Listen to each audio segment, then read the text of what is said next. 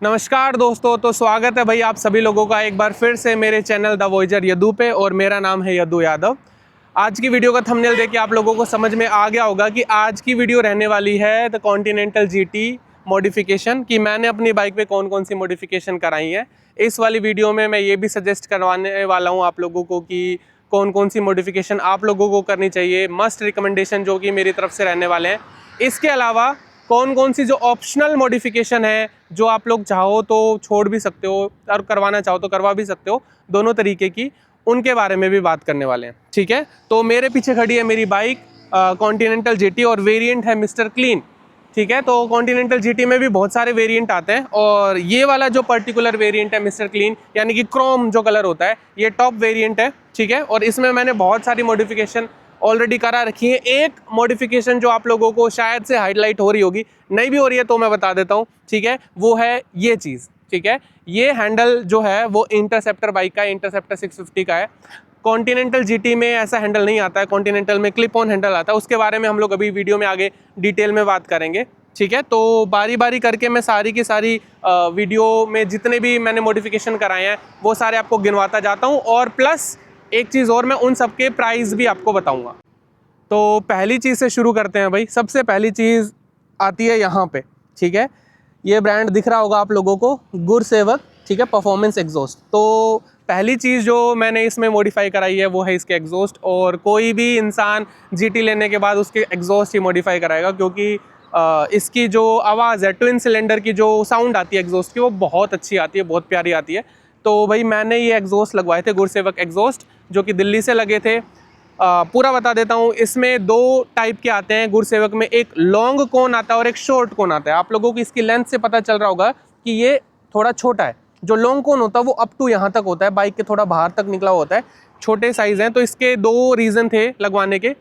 एक तो ये था कि जो लॉन्ग कोन जो आता है गुरसेवक का, वो बहुत ही बेसी साउंड करता है, मतलब बेस ज़्यादा होता है, लाउड कम है। ये क्रैकी ज़्यादा है, यानी कि आवाज़ लाउड ज़्यादा है, बेस है लेकिन कंपैरेटिवली थोड़ा कम है। ठीक है, तो इसमें मेरे को दोनों का कॉम्बिनेशन मिल जाता है, एक लाउड साउंड भी होती है और थोड़े बेस भी होते हैं। ठीक है, तो इस वजह से मैंने ये चूज़ किया। दूसरा रीज़न ये है भाई शॉर्ट कोन चूज़ करने का, कि ये थोड़ा कॉम्पैक्ट है, साइज़ में हल्का है, तो परफॉर्मेंस जो होती है वो एनहेंस हो जाती है। ठीक है, तो एक एक्सेसरी हो गई है। अच्छा, कितने का आया था ये भी बता देता हूँ। ये जो आया था भाई वो मेरे को पड़ा था 20,000 रुपये का। उन्होंने थोड़ा ज़्यादा बोला था, 20 से 21 के अराउंड बोला था, लेकिन मेरे को ये जो एग्जॉस्ट था वो 20,000 रुपये का पड़ा था। ठीक है, इसके बाद दूसरी एसेसरी आ जाती है, वो है ये चीज़। ठीक है, आप लोगों को ये दिख रहा है, ये है इसका भाई आप लोग बोल दो कि इंजन प्रोटेक्टर। ठीक है, या फिर क्रैश गार्ड, जो भी बोलना चाहते हो। ठीक है, मेरे को पर्टिकुलर एक ऐसा क्रैश गार्ड चाहिए था जो कि थोड़ा हाइट तक हो। जीटी के जो ओरिजिनल आते हैं, यानी कि जो आप कंपनी फिटेड लगाते हैं, ये आफ्टर मार्केट है, वो क्या होता है कि वो बस इतना होता है नीचे तक, तो इंजन को प्रोटेक्ट करता है लेकिन टैंक को प्रोटेक्ट नहीं करता है। ठीक है, तो मेरा मेन पर्पज़ ये था कि अगर मान लेते हैं बाइक गिरती है तो इसका इंजन और टैंक दोनों की प्रोटेक्शन हो। इस वजह से मैंने ये आफ्टर मार्केट चूज़ किया था। और इसमें एक अच्छी बात यह है कि यहाँ पे दो आप लोगों को दिख रहे होंगे स्लाइडर्स। ठीक है, तो इसमें दो स्लाइडर्स हैं, जो कि बहुत अच्छी बात है, जो कि अगर मान लेते हैं कि कभी भी बाइक गिरती है तो बहुत अच्छे तरीके से प्रोटेक्ट कर लेते हैं। इसके प्राइस की बात करते हैं भाई, ये पड़ा था मेरे को 5,000 रुपये का। ठीक है, इसके बाद तीसरी मॉडिफिकेशन आते हैं। अच्छा, पहले हम लोग मस्ट मॉडिफिकेशन की बात कर रहे हैं कि जो कॉन्टिनेंटल जीटी में मेरे हिसाब से होनी ही चाहिए। ठीक है, तीसरी मॉडिफिकेशन या फिर एसेसरी मैं बोल देता हूँ। यहाँ पे अभी दिख रही है, अभी बाइक साफ़ नहीं है और थोड़ी गर्म भी है भाई, ये जो नीचे दिख रही है, इस चीज़ को बोलते हैं भाई सम गार्ड। ठीक है, या फिर इंजन गार्ड भी काफ़ी जगह पे बोलते हैं इस चीज़ को। ठीक है, तो सम गार्ड जो है भाई, ये क्या करता है, जीटी का ग्राउंड क्लियरेंस इतना ज़्यादा नहीं है, और अगर मान लेते हैं कि आप लोग ऐसे इलाके में चलाते हैं जहाँ पे ब्रेकर बहुत ज़्यादा है या फिर गड्ढे बहुत ज़्यादा हैं, तो पूरे चांसेस होते हैं कि बाइक नीचे से लग जाए। ठीक है, तो आप बिल्कुल भी नहीं चाहेंगे कि आपका इंजन जो है वो डैमेज हो जाए। इस वजह से ये सम गार्ड मस्ट एसेसरी है, जो मेरे को लगता है लगवानी ही चाहिए। और ये आरी की ओरिजिनल है। ठीक है, मैंने जो उनके शोरूम है वहीं से ही लगवा ली थी। ये पड़ी थी अराउंड 2,500 रुपये की। ठीक है, इसके बाद तीसरी एसेंशियल चीज़ पे आ जाते हैं। यहाँ पे दिखाइए, ये चीज़ जो दिख रही है अंदर, एक इधर है और एक इस तरफ भी है, एक इधर भी है। ठीक है, तो ये है भाई फॉग लाइट बोल दो, हज़ार्ड लाइट बोल दो, या जो भी आप लोग बोलना चाहते हैं। यूजुअली क्या होता है कि कॉन्टिनेंटल जीटी या फिर रॉयल इनफील्ड की कोई भी बाइक की जो हेडलाइट होती है, हेडलाइट भी दिखा दो एक बार, तो ये हेडलाइट जो है अब LED वाली आने लगी है, जो कि दिखने में काफ़ी सुंदर है, लेकिन इसका जो बीम है वो उतना अच्छा नहीं है, ठीक है। जिस वजह से होगा क्या कि अगर आप रात में ड्राइव कर रहे हैं, ठीक है, और मान लेते हैं हाईवे पे या किसी भी सड़क पे जहाँ पे बहुत अच्छी लाइटिंग नहीं है, तो आपका जो विजिबिलिटी है वो नहीं होती है। तो ये वाले फॉग लैंप मेरे हिसाब से ये मस्ट जो आपको मॉडिफिकेशन करानी चाहिए। बहुत लोग क्या कराते हैं कि ये फॉग लाइट ना लगा के ये पूरा का पूरा हेडलाइट ही चेंज करा देते हैं, ठीक है, जिससे मेरे को पर्सनली ऐसा लगता है कि इसकी लुक ख़राब हो जाती है, क्योंकि अब रॉयल इनफील्ड का लोगो आता है। मैं एक बार वो भी दिखा देता हूँ। यहाँ पे हेडलाइट में यह सामने रॉयल इनफील्ड का लोगो दिख रहा है, जो इसकी लुक बनाता है, ठीक है। तो हेडलाइट हटवाना मेरे को थोड़ा अच्छा नहीं लगा, इस वजह से मैंने फॉग लाइट लगा ली। लेकिन बहुत सारे लोग क्या करते हैं, इसको चेंज करा लेते हैं पूरा और फॉग लाइट नहीं लगाते। तो वो कम्प्लीटली यूज़र पे डिपेंड करता है कि उसको उसके रिक्वायरमेंट किस हिसाब से है, तो वो ये भी चेंज करा सकता है या फिर फॉग लाइट भी लगा सकता है, ठीक है। तीसरा कितनी चीज़ें होगी, एग्जॉस्ट हो गया 2 3 और यहाँ पे, और ये टोटल 4 चीज़ें हो गई हैं, ठीक है। अब 5वीं और मस्ट मॉडिफिकेशन पे आते नहीं है, मैं आपको करके बताता हूँ, ठीक है। अभी बाइक थोड़ी सी टेढ़ी खड़ी हुई है, आप लोग देखेंगे तो यहाँ पे ये चीज़ है, और बाइक हैवी है, बहुत हैवी है, ठीक है। तो इसका पूरा फ्यूल टैंक वगैरह सब कुछ होने के बाद अभी इस बाइक का टोटल जो वेट है अराउंड 240 के आसपास हो जाता है, ठीक है।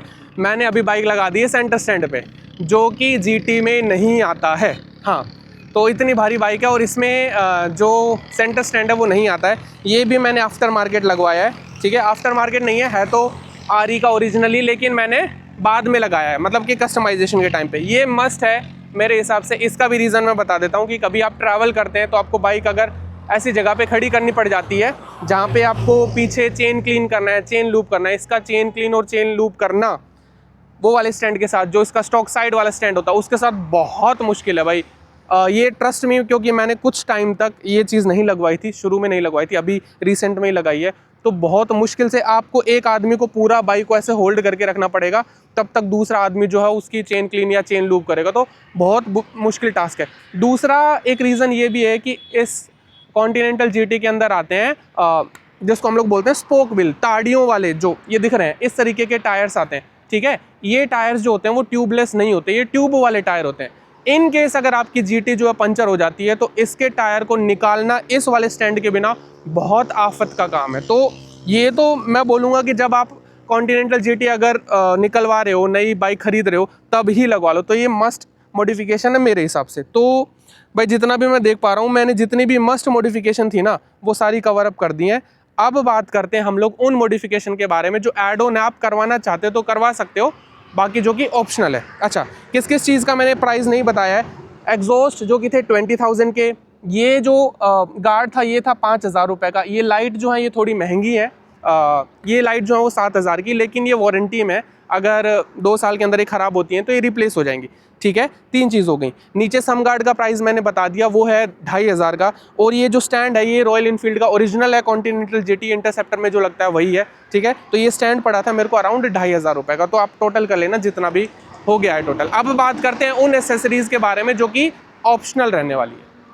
तो भाई अभी हम लोग बात करते हैं वो एसेसरीज़ की जो मैंने पर्सनली लगाई हैं, जो कि कंपलसरी नहीं है करानी, ठीक है, लेकिन मेरे को लगता था कि मेरे को करानी चाहिए इस वजह से, ठीक है। तो वो मैं बता देता हूँ। एक तो मैं अपनी कॉन्टिनेंटल GT को टूरिंग पर्पस से यूज़ करने वाला हूँ, मतलब टूरिंग भी और नॉर्मल कम्यूट करने के लिए भी, दोनों तरीके से ही। तो मैंने कुछ एक एसेसरीज़ जो हैं वो उस हिसाब से लगवाई हैं, ठीक है। सबसे पहली चीज़ शुरू करते हैं यहाँ से, ठीक है। ये चीज़ जो दिखाई दे रही है ऊपर, और देख के भी समझ में आ रहा है कि भाई ये क्या है, कोई भी रैक है जिसके ऊपर मैं लगेज रख सकता हूँ, लगेज को माउंट कर सकता हूँ, ठीक है। इसमें यहाँ पे एक पूरा बैक रेस्ट भी आती है कि अगर कोई पीछे यहाँ पे बैठता है तो उसको बैक को सपोर्ट करने के लिए, वो चीज़ अभी इसमें लगी नहीं हुई, ठीक है। तो ये चीज़ मैंने लगवाई थी जो एक्स्ट्रा में थी टूरिंग पर्पज़ के लिए। ये चीज़ जो थी मेरे को पड़ी थी भाई 3,000 रुपये की, ठीक है। आगे आते हैं, ये सीट यहाँ पे देखो, यहाँ पे कुछ लिखा हुआ है भाई, यहाँ पे लिखा रॉयल इनफील्ड टूरिंग, ठीक है। तो ये सीट जो है आप लोगों को देख के भी समझ में आ गया होगा कि कॉन्टिनेंटल GT में ये वाली सीट नहीं आती है, ठीक है। दूसरी सीट आती है जो नॉर्मल वाली होती है, जो थोड़ी सी हार्ड होती है। ये टूरिंग सीट है, थोड़ी ज़्यादा कंफर्टेबल है, ताकि आप अगर लॉन्ग डिस्टेंस राइड कर रहे हो तो उसके लिए आप लोगों को कंफर्ट रहता है यहाँ पे बैठना, ठीक है। ये सीट पड़ती है अराउंड, अब मेरे को इतना श्योर नहीं है, 7 से 8 हज़ार रुपये की पड़ती है। तो आप लोग देख लेना कि 7 से 8 हज़ार, हाँ इतनी ही पड़ती है, ठीक है। अब आ जाते हैं आगे, अब आ जाते हैं यहाँ पे, ठीक है। ये चीज़ जो दिख रही है भाई, इसको विंड स्क्रीन बोल दो, ठीक है, या रेट्रो विंड स्क्रीन। इसमें नीचे ये स्ट्राइप दिख रहा है सिल्वर का, और ये चीज़, ठीक है, ये रॉयल इनफील्ड का ओरिजिनल नहीं है। ओरिजिनल वाले पे एक लोगो आता है, इस पे लोगो नहीं है, ये मैंने आफ्टर मार्केट लगाया था। इसका रीज़न भी है कि मेरे को बहुत सस्ता पड़ रहा था, ठीक है। रॉयल इनफील्ड का अगर लेने जाते हैं यही चीज़, ठीक है, विंडशील्ड, तो ये पड़ती है कम से कम 2.5 से 3 हज़ार रुपये की। दो आती हैं, एक छोटे वाली और एक थोड़ा लॉन्ग होता है, उसमें जो ग्लास होता है, ठीक है। तो ये मैंने आफ्टर मार्केट ली थी, जो कि 2.5 से 3 हज़ार रुपये की पड़ती। अगर मैं ओरिजिनल लेता तो ये पड़ी थी मेरे को 1200 रुपये की, ठीक है। तो वो भी आप कैलकुलेट कर लेना कितना हो गया। इसके बाद नेक्स्ट आते हैं, ठीक है। ये जो वीडियो के स्टार्टिंग में ही मैंने बताया था कि भाई इसका हैंडल जो है वो दूसरा है, ठीक है। ये हैंडल जो है भाई वो इंटरसेप्टर 650 का है, इसका नहीं है। कॉन्टिनेंटल जीटी के 2 हैंडल होते हैं, दोनों यहाँ से निकले होते हैं, जो कि पता भी है सबको, ठीक है। ये हैंडल इंस्टॉल करना काफ़ी महंगा पड़ा था भाई मेरे को। रीज़न बीइंग, उसका रीज़न भी बता देता हूँ, एक बार इधर आ जाओ।